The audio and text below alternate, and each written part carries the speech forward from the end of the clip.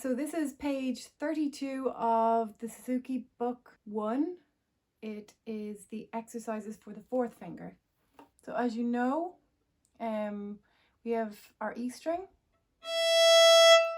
And another way to play the same note on the A string is to use your 4th finger.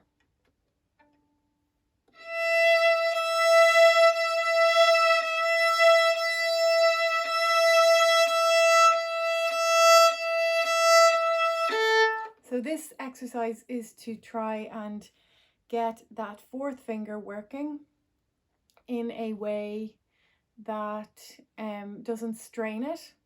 So what you need to do is make sure that when you're putting your 4th finger down, that it goes down like a little hammer. So the action is like this, and you're throwing the 4th finger down rather than straining it and stretching it. We don't want to feel any strain here in the wrist, so we don't want to be forcing the 4th finger. It needs to be ready, always at the ready, to go down like a little hammer, like this.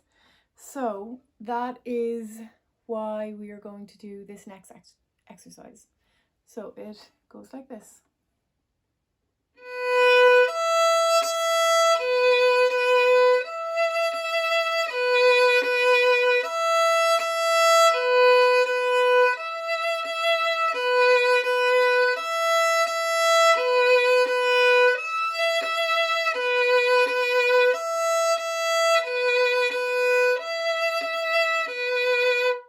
And you keep checking throughout the exercise that you are not straining and that your thumb is nice and relaxed at the back of the fingerboard. Then we move on to the next part of the exercise, and that is basically going up and down the A string, A1, 2, 3, 4, 3, 2, 1, A1, 2, 3, 4, 3, 2, 1.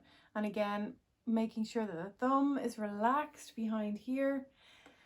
So I'll play the next part.